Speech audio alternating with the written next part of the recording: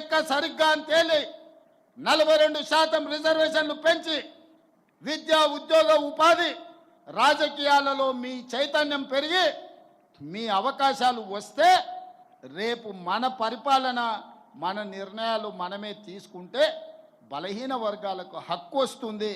వాళ్ళ హక్కులను కాలరాయాలి, వాళ్ళ గొంతును నులిమేయాలని ఈరోజు కుట్ర జరుగుతుంది. సోదరులారా, మీరు ఆలోచన చేయండి. ఈరోజు ఈ లెక్క తప్పు చేస్తే నాకేమైనా లాభం వస్తుందా?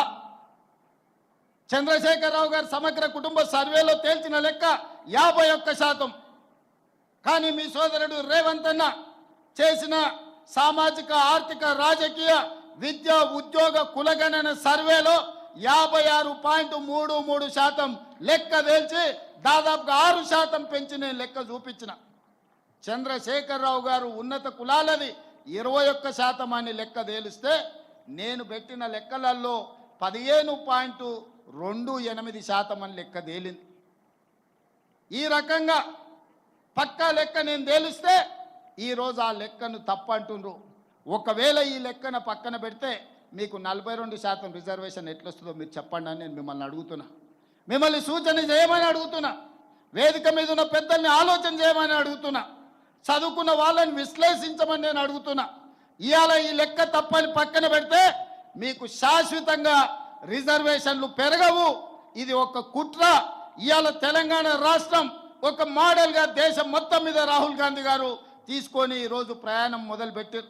మన బీహార్లో చెప్పిండు, నిన్న గుజరాత్లో చెప్పిండు, మేము తెలంగాణలో లెక్క తేల్చినట్టు దేశం మొత్తం మీద కులగణన చేస్తాం, బలహీన వర్గాల రిజర్వేషన్లు పెంచుతాం, 50% నిబంధన ఏదైతుందో నిబంధనను తొలగిస్తాం, చట్ట ప్రకారం సుప్రీంకోర్టు ఆమోదంతో బలహీన వర్గాలకు 42% రిజర్వేషన్ ఇస్తా అని రాహుల్ గాంధీ గారు చెప్తున్నారు.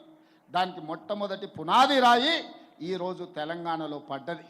దీని ఆదిలోనే, దీని పురిటిలోనే గొంతు నొక్కాలని కొంతమంది కుట్ర చేస్తుండ్రు. కుట్రదారులను తిప్పుకొట్టండి సోదరులారా. మీ శక్తిని మీ యుక్తిని ప్రదర్శించండి, నాకు అండగా నిలబడండి. నేను చేసి చూపిస్తా.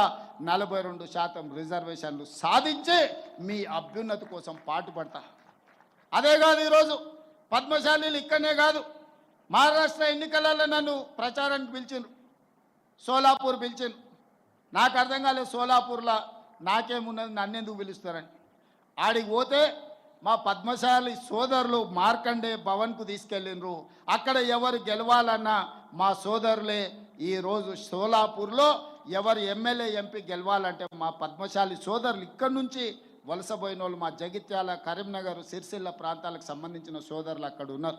అక్కడ వాళ్ళు నన్ను ఒక మాట అడిగినారు, సార్ మేము 100 ఏళ్ళ పైన ఇక్కడికి వచ్చి మా రాకపోకలు మా సుట్టరికాలు ఉన్నాయి, మేము పిల్లల్ని ఇచ్చుకున్నా చేసుకున్నా, మాకు ఫంక్షన్లకు ఒక కమ్యూనిటీ హాల్ లేదు, మీరు సాయం చేయండి అని అడిగినారు. కానీ వాళ్ళు మళ్ళీ నా దగ్గరికి రాలే, రమ్మని చెప్పిన. ఈరోజు వేదిక మీద నుంచి ఆ సోలాపూర్లో మార్కండే భవనం నిర్మించుకోవడానికి 1 కోటి రూపాయలు తెలంగాణ ప్రభుత్వం నిధులను కేటాయిస్తుంది. సోలాపూర్లో కూడా మన ఆత్మగౌరవం నిలబెట్టే మార్కండే భవనాన్ని మనం నిర్మించుకుందామని చెప్పి నేను వేదిక మీద నుంచి ప్రకటన చేస్తున్నా. ఎందుకంటే ప్రణతి షిండే ఒకప్పుడు మన గవర్నర్గా కేంద్ర హోంశాఖ మంత్రిగా పనిచేసిన సుశీల్ కుమార్ షిండే గారు, వారి కూతురు ఈరోజు ఎంపీ అక్కడి నుంచి, వారు కూడా నన్ను అడిగినరు, తప్పకుండా అక్కడ 1 కోటి రూపాయలు ఇచ్చి మార్కండే భవనాన్ని నిర్మిద్దామని తెలియజేస్తున్నా.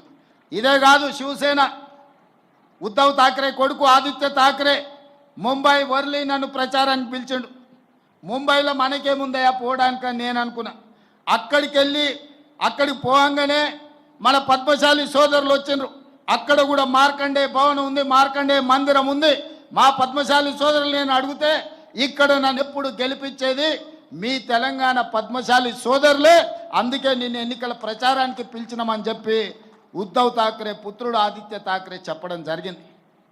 ఇవాళ సోలాపూర్ అయినా, భివాండి అయినా, సూరత్ అయినా, వర్లీ అయినా, ఇవాళ సిరిసిల్ల అయినా మా సోదరులు అనుకుంటేనే ప్రజాప్రతినిధులుగా అయ్యే శక్తి మీ దగ్గర ఉన్నది. మీ శక్తి కూడగట్టుకోండి, రాజకీయ అవకాశాలను అందిపుచ్చుకోండి. వాటిని అందించే బాధ్యత కాంగ్రెస్ పార్టీ తీసుకుంటుంది. ఆర్థికంగా, రాజకీయంగా, ఉద్యోగపరంగా, విద్యాపరంగా ఈ ప్రభుత్వం మీకు అండగా నిలబడుతుంది సోదరులారా. మీరందరూ యునైట్ కాండి, మీరందరూ ఏకమై ఆలోచన